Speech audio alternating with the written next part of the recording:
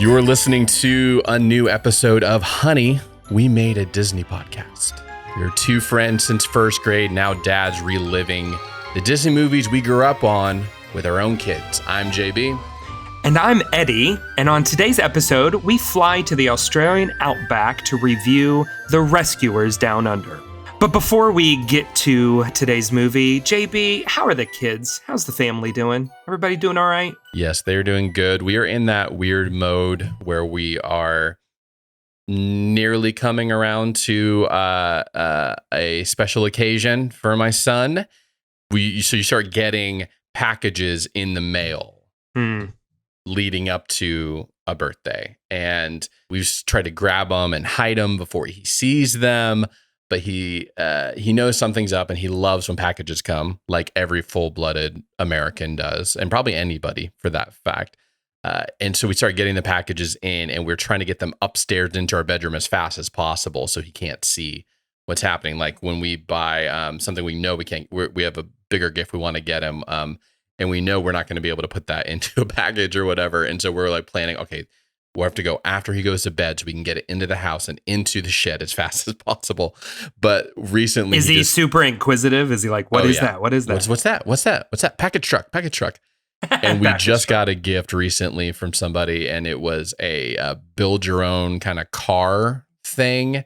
I don't really know how to describe it. It's like you kind of build the car, not just like it's fully Don't describe formed. It too much. He may listen to this podcast and find out. He might listen to it and find out. Well, it doesn't really matter because...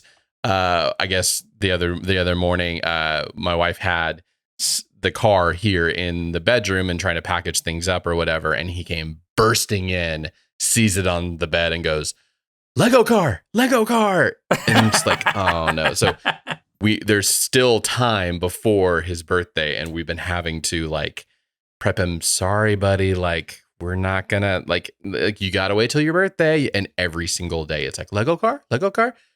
We have to wait to your next birthday. And so we're in that weird space of having to like rein in the excitement. Oh my, that is so much fun. We're still in that phase where we can give Lewis like a gift that he helped like pick out at the store, and he totally forgets that he had helped pick that out, and it's like brand new. Yep. Like we could take a toy away for 2 months and like hide it, like a toy that he's played with regularly, hide it, put it away for a couple of weeks, wrap it and give it to him. And he's like, new toy.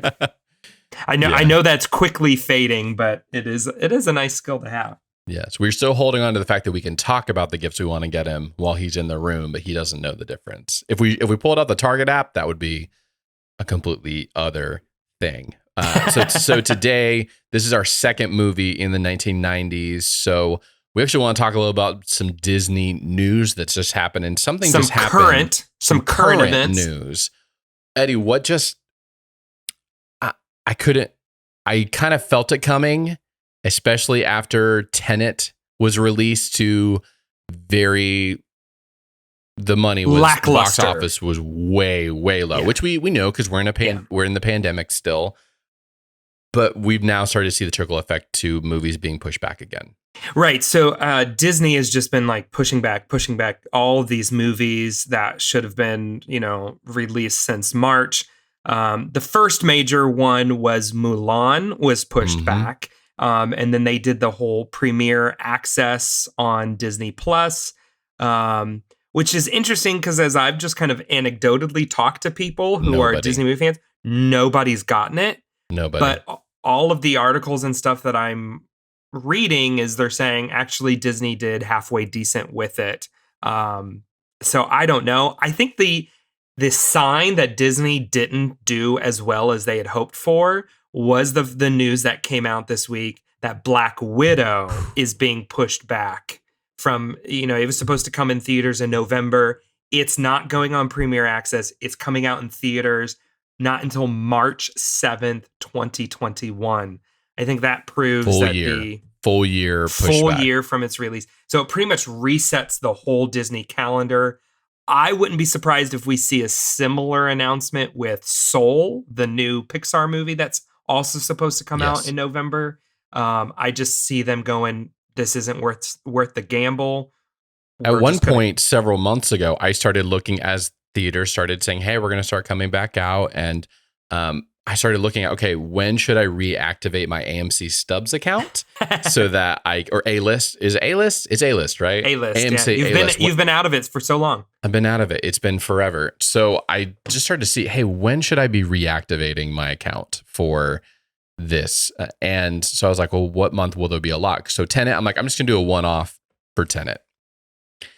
And I'm glad I only did that because every time I checked in, I was like, okay, so October, I think there will be more movies in October. We'll look forward to that. And I checked again. I'm like, wait, all the movies in October are now moved back to November. And now I just saw the news about Black Widow getting moved back to next year. And I'm like, oh no, we're going to be doing this again. Like AMC and everybody opened back up to try to get people back into the theaters. We had the big release of Tenet and nobody showed up for it. I think it made 18 million, 10 million, Yeah, like it's like really, nothing. really low. It should have made hundreds and it was tragic. It's tragic that now we're having to now see the further ramifications of this where it's like, okay, now it's getting pushed back even farther. For this one is one of the first ones. I think you're right. Some of the other ones that we were hoping for are probably going to get pushed back again because no one, at the end of the day, they don't want to lose on 80 million, like 80%, 90% of the money they were going to make. Well, and you got to think about it from a Disney's perspective. You know, they manage now so many different studios and specifically movie releases. Yep. So you're not just talking Disney animation, live action, Fox, Marvel, Star Wars, which, you know, there's no movies in the pipeline, Pixar, you know, so they want to make sure that they're not competing with themselves. So this is just going to see this trickle effect of movies all throughout their whole system. Yes. Which Disney movies are arguably the most powerful movies right now. So all the other studios are going to have to shift as well because they're like, we don't want to compete with a big Marvel movie. And so, yeah, it's just going to be interesting to see it all. I think, honestly, what I'm most sad in all of this, probably the Disney movie I've been anticipating the most is the Jungle Cruise movie with The Rock and Emily Blunt. It was supposed to come out summer of 2019. And again, they were playing that whole game where they're like, well, we just had a big release of Endgame. Let's maybe, and then they pushed it to Christmas. So they shot this thing like 5 years before it's actually going to release. And then they pushed it to Christmas of 2019. But then that's when Rise of Skywalker comes out. So they're like, we don't want to compete. Let's push it to summer of 2020. Oh, pandemic hit. So, I mean, now we're looking 2021, later, which is going to be like 3 years since they filmed this thing. And it's just sitting in the can somewhere. It better be good. Like, you've had plenty of time to work on this thing. It better be the best CGI you've ever produced. Like, come on, find one frame out of place, I will call don't somebody. pull a Cats on us here. Like, make this actually really good. Exactly. So let's not wait any longer. Let's jump into the reason everyone is here, not just for our Disney news, but for our Disney reviews. Eddie, do it for us. Cue the Disney-ish sound effect.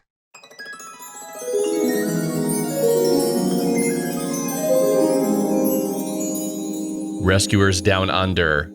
I'm so excited to talk about this, but we're going to start with the IMDb description of what this movie is for anybody who hasn't actually seen this.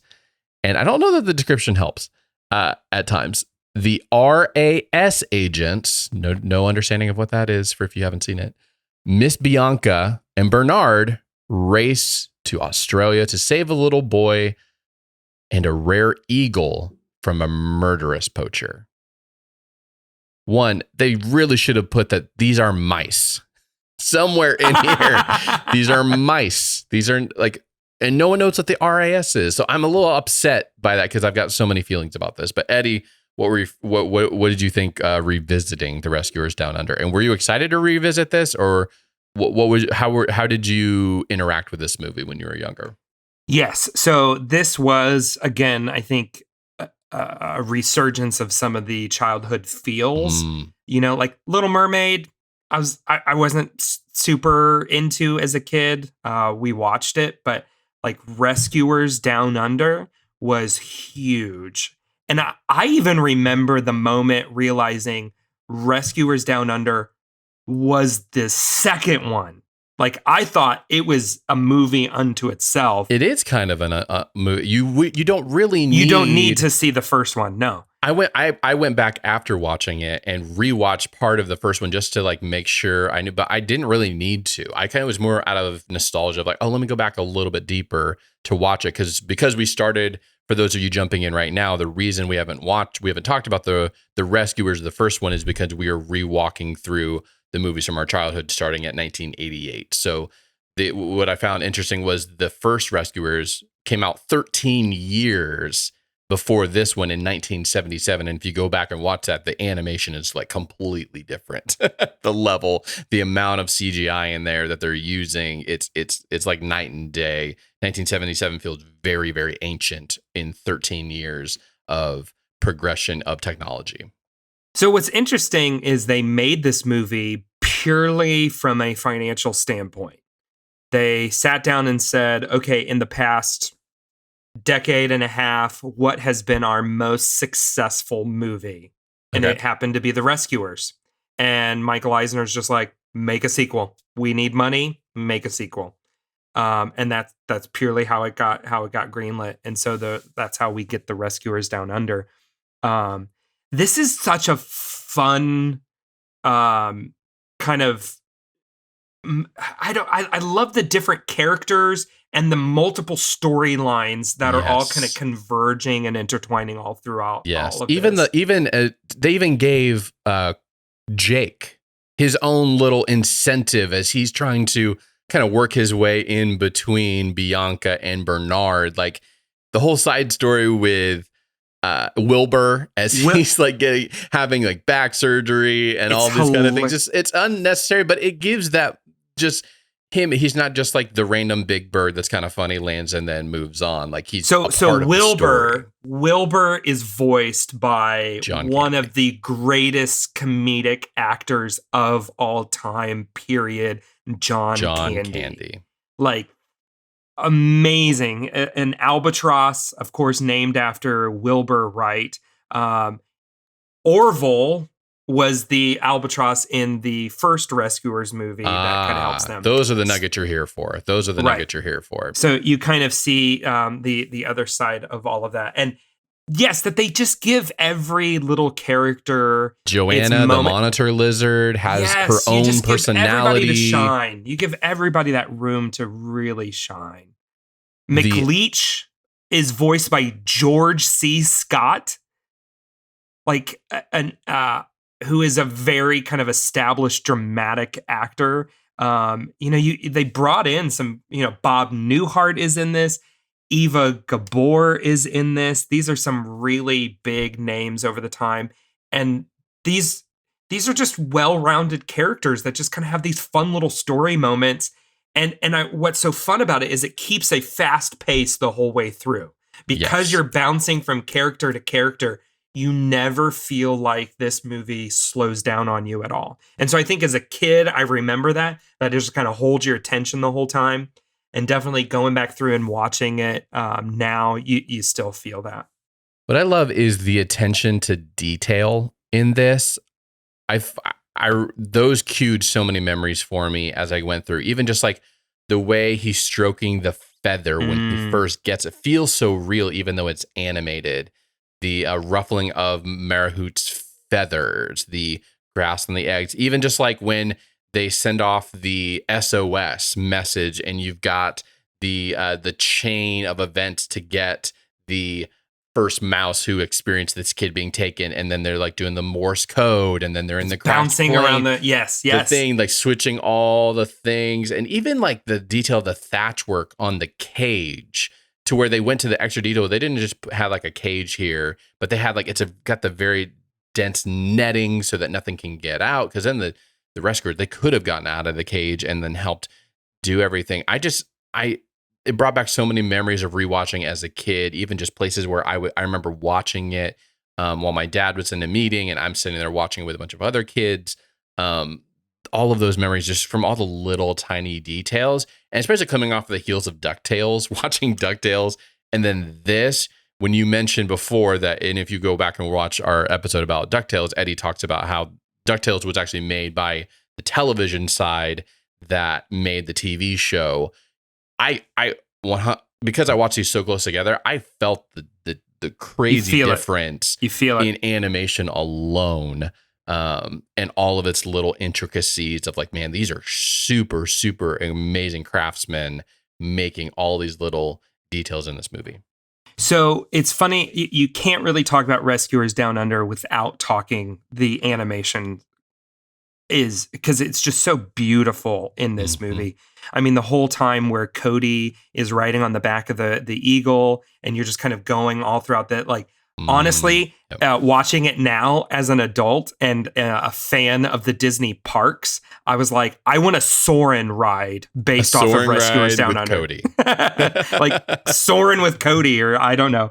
The animation is just so beautiful, and I agree with you. Like the detail of the feather, the opening scene with the flower petals kind of floating off. This is a notable kind of advancement for Disney's animation style. This was actually the first movie they began a partnership with Pixar over. So Interesting. we have This is the domino.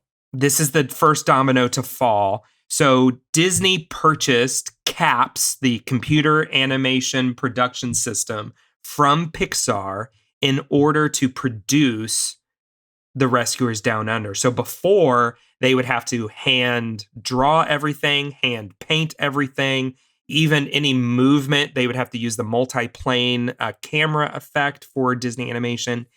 They digitized that whole process. So all of the animation and coloring is still being done by hand, but it's all being put into a computer and then animated. The production side of it is being animated by a Pixar system called CAPS. And you can feel it in the opening sequence when you're going across Totally the way, and you've got the logo coming towards you, but then you keep on going for a long, long, long time until you arrive at Cody's house. right. And so you get this. Some things are completely hand drawn. Some things are inked and drawn in the computer. It's pretty rudimentary at that moment in time, but you start to get this blend, which really elevates the movie, especially if you go from like Little Mermaid animation to The Rescuers Down Under. It completely changes it, which is cool because we're sitting now knowing the rich animation that Pixar is producing now and Disney animation because of that. And to watch this movie and you see, oh, here's the genesis of that. That's really cool. There's so many heartfelt moments in this that really tug at you. Obviously, when McLeach says, "I got the father," and he pulls out his own feather, like you've already invested in this kid and this eagle that he saved, and now you're like, oh, and you've seen the baby eggs now, and you're like, "Where's your dad?" Like, oh, my dad died too, and you're like, oh no. And so then when you finally meet McLeach, and he's already exactly the Disney and like bad guy in every way. He Great villain. talks and Great comes villain. across, great villain, just legitimately scared of him and his what is that car, his tank, whatever that cage thing is, like bouncing through the outback, and yeah, so good. It definitely went to another level though when he is throwing knives against this map with Cody like sitting on the ground, and you're like, whoa, this is intense. Watching these knives being thrown at this little it's boy. Almost Sykes level from Oliver and Company. Almost. Yes, we this might be a transition moment to where it's still intense, but it's not the. There's actually, I don't think was there any cigarettes in this movie? Have we started to transition away from the smoking era? Are we on the transition out? I think we're on the transition out. Yeah. That's the only thing he was missing was a cigar or was a cigarette to tell you this guy, which is really really good. I have a super random, maybe I should put this at the end, but super random question about the physics of mice traveling on fireflies. So in the moment where Jake is taking them to where this kid is at, um, we see them first wrangle the snake, and then they take the snake, and that worked, and they take the snake through it. But then the next moment we cut to, and they're riding fireflies. That mice are way bigger than fireflies. How does the? I know that it's not supposed to. I'm not supposed to turn my brain off on that, but I'm just like, how does that work? Maybe fireflies are like ants, where they can carry like 10 times the amount their weight, right? We learned that in Honey, I Shrunk the Kids. So that was a random aside but now since we're talking about animals and different things like that. So speaking of animals, I love the scene when in his kind of like jail cell with all of the different animals and characters, and the crazy like schizophrenic, almost like lizard that is in there. Just like, it's just fun. It's just, I love the layers of characters. Frank the lizard, the spaz lizard. One random thing, I noticed in there's one little animal. So all the cages are kind of patchwork together. Some of them feel bigger, but then they've got like holes in them and stuff like that. And this is the level of detail. There's some little tiny creature underneath a like stool that has barbed wire around it. That was the most interesting. Like, whoa, this like they took so much detail to do different cages and harness restraints on all of these different animals, and there's literally just a stool, and around its legs is barbed wire, and there's like a little tiny creature. It's not a koala, it's something else that's sitting down there. I'm like, man, what little level of detail. I wonder who was sitting there in a room. Like, what are all the different cages that we could put these animals in? But you're right, they're trying to get out of there, and they're trying to get the keys. Was so inventive, and all the different pieces that they tied together. And then Frank is just like the helpless Frank, just running around and can't just put the keys in the right way the whole time. What did you think of the ending? I mean, it's a pretty epic climax with the dangling over the crocodiles and everything. Oh man, that kind of gets into our parenting side of this, where the whole time he's in just epic. From the moment he leaves his house, he's just in epic peril at all times. Like, so there's no explanation, to go back to the beginning of the movie. We're kind of jumping here, right? He can just talk to animals. That's what I wanted to get to. He's got no a explanation. Snow White-ish level, but he's and it's not consistent. He's breaking that. In a lot of these animal-driven movies, the animals can talk to each other, but the adults don't talk to the animals. And he breaks that. He's legitimately talking to kangaroos. He's legitimately talking to whatever. And McLeach talks to Joanna, but she doesn't talk back. And so they're not talking, just talking like you would talk to your dog or whatever. Joanna's not using words to talk to back. What happened there? Like, I didn't think it was needed. It's the same. It's the same. So it's the same in the original movie, The Rescuers. And I can't remember the little girl's name that they rescue. But she can talk to all the animals and insects and stuff. But do you think it's just that? Can. Do you think it's that level of like childlike faith and belief that they're just kind of Penny, where they're lining you up to go like, this is the main person, but they've got such a good heart and good soul that they haven't gone through all of the thing. I mean, a lot of the kids have gone through a lot, but they haven't lost that childlike wonder. So that childlike wonder enables you to speak to animals. Maybe. Like, I think that's one of the things that I loved so much about this movie as a kid. And maybe we'll get into the parenting aspects of this. Especially in the summer, I would leave the house early in the morning and be outside all day long, all summer long, doing who knows what in the backyard, building things.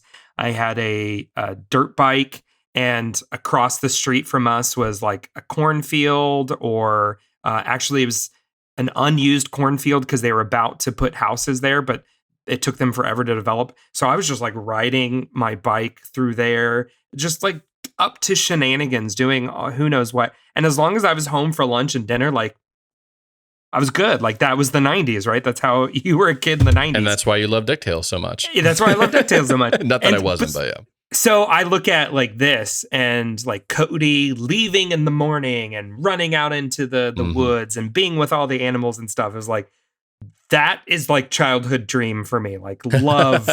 and still to this day, like, what do I want to do when I have free time? Let's go camping in the woods and let's just go and enjoy, nature and be out on an adventure. That sense of unbridled adventure as a kid is what just resonated so deeply with me. And it's funny, like still to this day, very much so feel that. I definitely got a big scare as a parent when the first thing he does, he goes and talks to the animals and then immediately scales bear, like with no harnesses, no nut, just with his finger, like this 1,000 feet tall cliff to go find this eagle. I'm like, what is happening right now? I know. I was thinking that Nat Geo documentary Free Solo with Free the guy. Solo, yeah. I'm like, Cody did this way before you, dude. Come on. You're just pulling a Cody here, man. This is not impressive. I've seen this act before. Yeah. So, not directly related to the rescuers, but kind of connected. I thought this was an interesting tidbit of history that I came across. So, when the rescuers came out, they re-released it in 1983 to kind of re-stir interest in it. Was the first time since 1950 that Mickey Mouse had a theatrical release. Because you know how Disney always puts a short in front of their feature things? So Mickey had Mickey's Christmas Carol was the short before the 1983 theatrical release of The Rescuers. And the second time Mickey got a theatrical release since the 1950s was The Rescuers Down Under. The Prince and the Pauper came out before this. Ah, interesting. You would have assumed like Mickey Mouse would be like coming out like every decade at least, but they hadn't put him in theaters since the 1950s. And they haven't really done that much since. There hasn't really been a Mickey related. There was one movie before Tangled, because Tangled was the 50th movie, so they had done a special one with that. But yeah, You assume, Mickey would be out there more. I just thought that was kind of an interesting little Rescuers Mickey history there. Sorry to bore you with my No, you're all nerdum. Good. We have to make sure we talk about the music at some point in this, because that's a recurring theme throughout all of the movies we've been watching. The theme song, the Rescuers theme song, is very Indiana Jones-ish inside of it. But man, when they're underneath his moving cage truck, whatever thingy, McLeach's, whatever that thing is, the cage, when they're underneath and they're hanging on underneath, like that had the most connection with me. And you hear that song to Indiana Jones because of the Jones like falling underneath the car, comes back up on the other side and he's still holding on. I was like, yes, this is what I remember. And then when they come to the rescue to save him from the rapids, I just love that tune that they have for the Rescuers that I believe that they started in the first one as well. Yeah, they do. This movie just hits on several kind of key things where you get solid music, adventure, good characters, overall just kind of, the animation is really strong and they keep the story moving. The pacing is just so well done. International, which is always a plus, an international story. Makes it really fun. So, what would be your fruit snack rating? How many fruit snacks out of 5 would you give the Rescuers Down Under? I mean, this is getting upgraded again to gummy worms, 5 gummy worms for me, since that's my favorite childhood snack. We're going all the way up to gummy worms, and it's going to be 5 for me. There's nothing. I'd be right there with you. I would say 5 gummy worms as well. Like this is just a solid movie. It does not get the credit that it is due. I think when people look back on the Disney decade, the Renaissance, this was actually the worst performing box office movie of the whole Disney decade, which is only why goes up from here. Yeah, you had the little, people look back in Little Mermaid, Beauty and the Beast, Aladdin, Lion King, all that, but this is kind of sandwiched right in there, and it's sad that it gets passed over because I actually think it's better than many of them. Yes. It's not my favorite, but it's in my top 3 favorite Disney Is it Renaissance. on your Mount Rushmore? We should definitely start doing that. Your Mount Rushmore of Disney So you movies get from 4. your childhood. You get 4. Yeah, of the Renaissance of the 90s, theatrically released. Did you get to see this in theaters when you were No. 4? When you were 3? No. That's another parenting thing for another day. Is I will let you know which of these is my first in one you theater came experience when we get theater. to it. Spoiler alert, it's not that cool. Oh, that's sad. Yeah. Let's talk about unintended moral consequences of this story.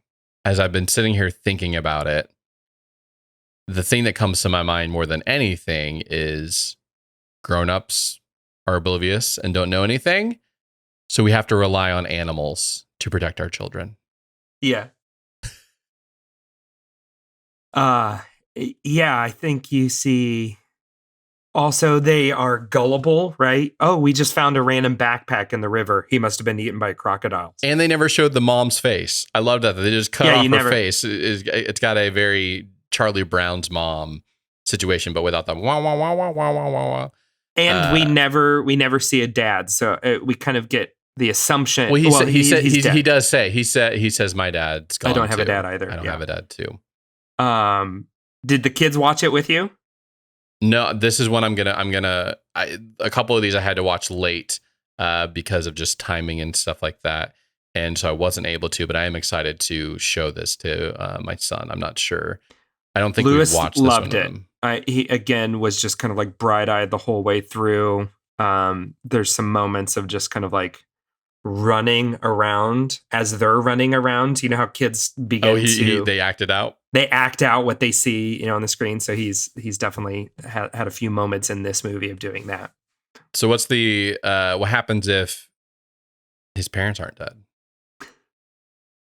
I mean, it's kind of becoming the same thing over and over again. Is like you got to remove parental supervision. Or both, yeah. If there's parental supervision, none of this happens. Is he? But that's the other unintended consequence of if there's parents.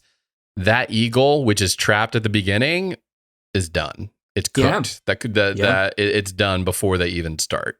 So that is a positive in the sense of like we now the Marahute, I think I'm saying that correctly, now has a life beyond. Right. Saves the egg. There's multiple lives were saved if this plan goes correctly. With a little Harry Potter reference. I think for dad tips. Seriously, this is kind of one of the first moments you see Disney taking a more serious tone, at least for like messaging, what is a theme of a movie. And I think it kind of shows you the importance of letting your kids know the value of animals, of nature, of creation. I know that's something that, my parents instilled in me that I try and instill in my kids. Like, yeah, the world around us. A little bit. Yeah. Conservationism is a I know you have the license plate for conservationist, the voluntary tax as your father calls it. I do. Voluntary tax. I Shout think out that to there Ed is Ferguson and his YouTube channel. I think that there are non-extreme ways, because there's definitely people who take this to kind of the extreme, but there's just everyday things that we can do to take care of the world around us. And I think that's kind of also maybe Cody and the Rescuers Down Under and growing up on Captain Planet gave me a little bit of this desire to be concerned about conservation. I wouldn't say I'm a conservationalist, but to be concerned about it. I think this is a fun movie to be kind of able to introduce that to kids, of just saying, hey, yeah, when we can, we should do what's possible to us to take care of animals and nature around us. Gotcha. So that's it for this episode. Eddie, what is the question we are asking our listeners to answer for this week's poll question? So I want to know, would you allow your child to play freely in the dangerous Australian outback? There's only one right answer to this, but we want to see how many of you You would see, go I the kind of opposite direction. loaded it ever so slightly. Loaded it a little bit. Just a little bit. But yeah, just to kind of give us your comments and stuff like that back on it. I think that would be really fun. You can go to our website, honeywemade.com/listener. We'd love to hear from you about that. So thank you for listening to this episode. Please subscribe to on wherever you get podcasts at. We also have all these episodes up on YouTube as well, if you'd like to watch our faces and our hands as as Eddie is very JB's face, Eddie's hands. Yes, exactly. I was gonna say I'm very prolific with my hands, but Eddie's more of a tight-lipped. Like he just like sits on his hands most of the time to bring it down at least 50%. As Glenn Close said in season 5 of The West Wing, I gesticulate wildly. Of course you memorized that part. But Eddie, what's our next movie we're going to be hitting up next time? We move into 1991 with White Fang, a live action film released by Walt Disney Picture Studios.